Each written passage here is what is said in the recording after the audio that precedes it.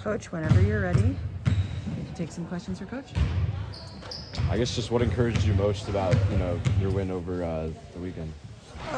It's just how we're playing right now. We're playing like a team. We're playing like a unit. We don't care who gets the credit. That's who we have to be. We're not good enough in this conference to think it's about me. It's got to be about this team. Got to be an extra pass. It got to be an unselfish stop on defense. Somebody else get the ball to score it, and you know that because you got the rebound and the push out, then somebody else score it. We still have that success. We can continue to maintain that. We have a good chance. And what was it like for you to see Sophie step up? I know you guys were struggling shooting a little bit, but to see her kind of. Well, we haven't struggled in a while. Sophie stepped up. Layla's been great. Dom's been great. It's not about Sophie. It's not about Dom. It's not about Layla. It's about us. And I want to keep that about us, especially going into February. A lot of people try to separate and make somebody stand out bigger than somebody else. No, that's not who we are. That's not our team. We're not good like that. We don't have a doggo on our team. We have a team that's pretty good. And Sophie did what she's supposed to do. Dom did what she's supposed to do. And you've got Aurora came in and did what she's supposed to do. They're on the scholarship to do those things. They need to do them. Coach, you've talked about the depth before. To see someone like Shy Hawkins come in, just starting the last 2 games for you guys, what has she been able to do to kind of give you that boost, depth-wise? Defend. She's been flying around defensively. She's having a voice. She's talking, letting us know what she's thinking. And then most times she's right, but sometimes she's wrong. But we know what she's saying, and so now it's a correctable thing. If we don't know what she's saying, then all of a sudden we got to figure out, and then everybody's in a herky-jerky kind of situation. Her voice is strong and powerful right now. Her running is great. Her getting in the gym on her own is really good right now. We're practicing like an hour and a half. And that's not good enough for a lot of people. So you got to get on the treadmill. You got to get in the gym. And Shy's doing that kind of work. Looking at Boston College, they haven't won a conference game yet. What makes that, dangerous, knowing that, they're kind of looking for that first ACC win, and they're hoping to get it against you guys? You said the perfect word. They're a dangerous team. They're a desperate team. I have a lot of respect for Coach and what she's done in the past, and she's going to get somebody. And my thinking is, like, we went there last time and we lost like 40. We played them in an ACC tournament and up 19 at halftime. They don't quit. They end up beating us on the ACC floor. So we understand the assignment. We're a team that's trying to become something as well. And so we're desperate, and we could be dangerous if we play as a collective unit. If we don't play well as a collective unit, that dangerous team can be even more dangerous. Going back to the game against Miami, Uche obviously had a nice game and 6 points of foul out. I was just wondering what you made of the performance and how Miami was able to win that game. Well, you gotta understand, Uche is a freshman. It was going up against a 5th year that came from the SEC and is playing dominant basketball, averaging 21 points and 11 rebounds in the last 4 games. And Uche got the raft of that. This young lady that she played against was big time. She is a really good player, and Uche learned a lot of lessons, so I thought she won. She got 12 rebounds in that game. She had 6 points. She got some reaching fouls and things that we control, but I loved her progression. People want to see her go 21 and 12, whatever, and think she's done great. Those are the games I feel like she didn't play as well as she could. That game, I thought she learned some lessons, how to make a mistake, get back down the floor, talk to her teammates, box out, missed it a little bit, foul on Uche. We've learned a lot of lessons, a lot of film that we've gotten on her and that we've corrected. And so I think that she's going to be an even better player moving forward because she had that opportunity to play against that amazing player at Miami. Coach, Sophie said post-game that you emphasize a lot staying balanced. How much confidence does it give you that maybe when the layups aren't falling, you can transition out to the three-point line like against Miami? Well, I think that we've been doing the work, man. We've been doing the work since June, and I kept saying to everyone that, the shots aren't going in, but they're practicing them, and they're doing extra work to try to get them to go in, and eventually they're going to fall. And I just love that, we're coming together at the right time. Going back to Uche, where do you think she can grow most just going forward? Balance and moving without the ball, and understanding that when somebody takes one option away from you, you got a counter, then a counter to the counter.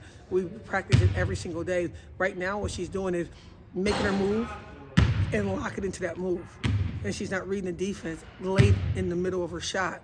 And when she starts doing that, then she's going to be even more a threat to the ACC and anybody we play against. Coach, you mentioned, just being able to kind of put in that work. I talked to Sophie earlier in the season. She said that the off-season work, the stuff that you guys were doing this summer to prepare you for the season, knowing how much talent you had was, something that was super important to you guys. Do you feel like that, is paying off to the point where, everyone's kind of having that extended level of, work, day in and day out? Yeah, I think that if we can continue to not listen to the noise. You're great today. You scored 21 points. You had 12 rebounds. Ooh. If we don't let that noise affect our next performance, we can really be a great team. What we have to continue to have is that humility, that keep your head down, tend to the sheep mindset, that oneness, that cohesiveness. If we can continue to do that, we are really a good team. I think we're a top 20 team. I think it myself. I don't care about what the social media say after I say that.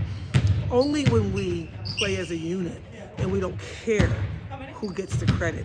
When this starts getting weirdly positioned where I'm thinking people are taking shots out of not out of the offense and I'm going to have some concerns and we're going to have to pull back a little bit on certain things. But right now I think we're playing like a cohesive unit and not caring who gets the credit. Just got to keep the noise out. And if you're going to help us fans, just clap for us. I know you great coaches out there. You guys way better than me, but they got to hear one voice. And let us try to finish this thing for this community and for this athletic department. Coach, you're talking about playing as a collective unit. Going into the Louisville game, one of the best defensive and We're not offensive there. teams. I'm not talking Louisville. Not when we got Boston College. And we can talk Louisville on Friday morning, but right now I don't really care about Louisville at all. That's Kara Lawson's problem because they got them moving forward.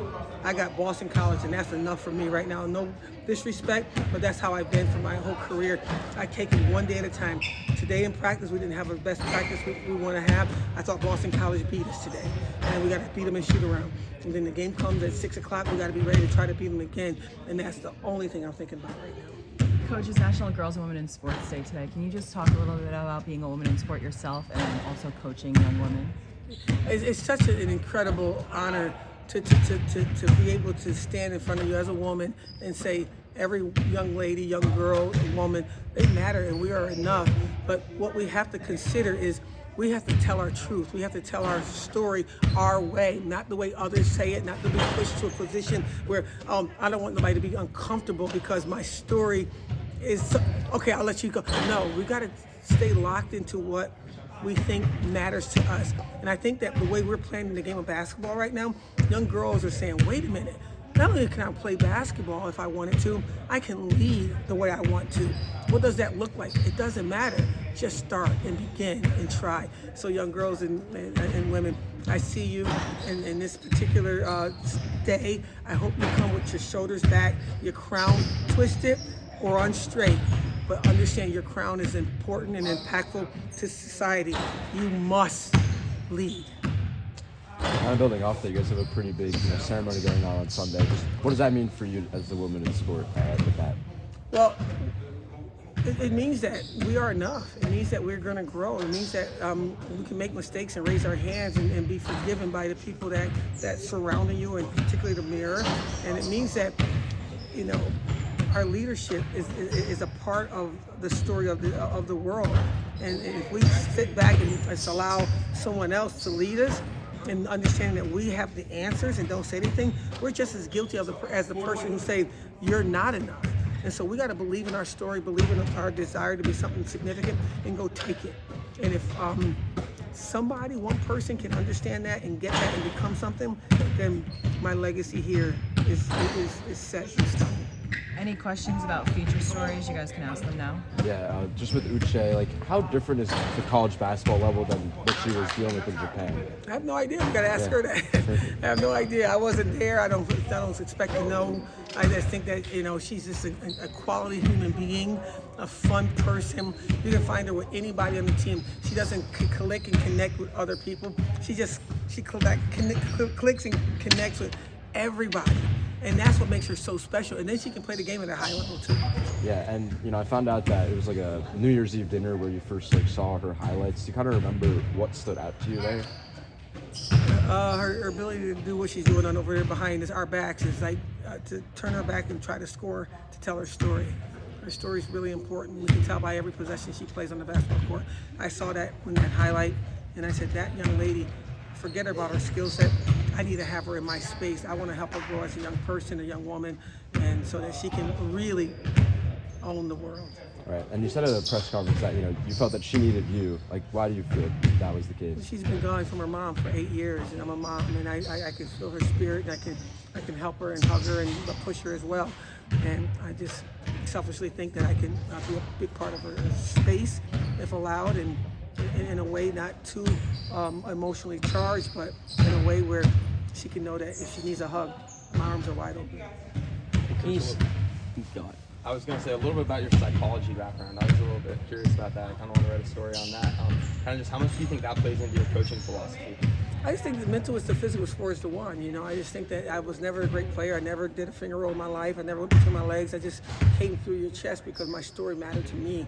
And mentally, I couldn't go down because I only had 4 points. I couldn't go down because our team didn't have as many points as the other opponent. The next time I get an opportunity, I always believe that he chose me for a reason. I have to stay open to the reasons behind that.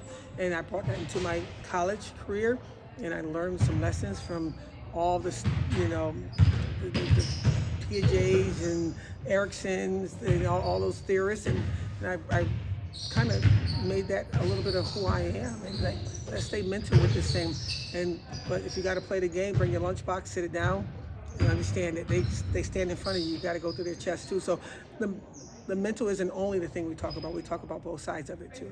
And then you mentioned a lot post-game. I mean, you've said basketball is a microcosm of life. Kind of, what do you try to get across to your players kind of with that quote there? How you do anything is how you do everything. And it's no secret. And a lot of people say, well, I'll just go take a shortcut and tomorrow I'll get. Well, guess what? Tomorrow, the guy got the job yesterday. The young lady got the job 2 days ago. And you're waiting on your tomorrow. What if it doesn't come? And so what we talk about all the time is how you do anything is how you do everything. Be the best version of yourself every day. Somebody may only see you for that one day, and that be your opportunity. Just give it your best effort.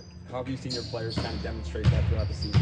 They continue to get better. They continue to grow. They continue to believe that their story matters, and they get after it. Not all the time, but more times than they would have had I not continued to say it. From player to coach to leading this program, kind of what does that quote mean to you, and how do you think it's carried you all the way through? What's quote? Like the quote, kind of like basketball is a microcosm of Yeah. life. How is it carried? Oh, how I raised my son, how my marriage with my husband, how I handle my brothers and sisters. No matter whether they yell at me or not, whether we're not speaking, I'm still calling them as if we're not arguing. Like, guess what? I'm over that because you're still my brother, you're still my sister, you're still my husband, you're still my son. I'm gonna love you with my whole heart. I'm gonna do everything the same way every day. And you know what? People say, hey, the same things with your hair. I wear a ponytail every day too. Every now and then I try to step out of line. But I do the same thing all the time because it got me to 59 years old and got me in this position of my dream job. So I'm going to continue and think that this is the right way I can do it. And real quick, has there been like a specific moment through your career that's kind of made you think that way? No. Last question. Coach, what can you say about the newcomers on this team, on and off the court? There's no newcomers. It's 8 months. They're my daughters. They're my family now, and so I don't see new. They're just a part of it. In June it would be different. In July, maybe even October, but I don't even know who's new. I don't see Cam different than I see Jello, and I don't see Sophie different than I see Layla. They're all my daughters, and it's love and it's fun and it's youthful. It's the most fun I had in a long time coaching because they hold me accountable. They laugh at me. They laugh with me. They let me in. They buy me nice stuff. And I never got a necklace on from one of them. And I've not gotten, not that I need to get anything, but it's a tree of hope. It's on my neck. And like for somebody to think about me in a way that I think about them, it's really, this is just my team, and these are my kids, and I will do anything for them. And I'm so grateful that he chose me for this particular year with this group of young people who are all encompasses our family. And for Dominique and Layla, just how good have they been commanding the backcourt this season? They're really special. We had a lot of WNBA scouts at the Miami game, and both names have been mentioned as if they want them to be communicated about when that time comes for the draft. So I got some more work to do. We got to win some more games, but those young ladies are really, really great athletes for sure. But if they get them on their team, they're going to realize they're amazing in that locker room. Thank you, Coach. Thank you, Coach. Thanks,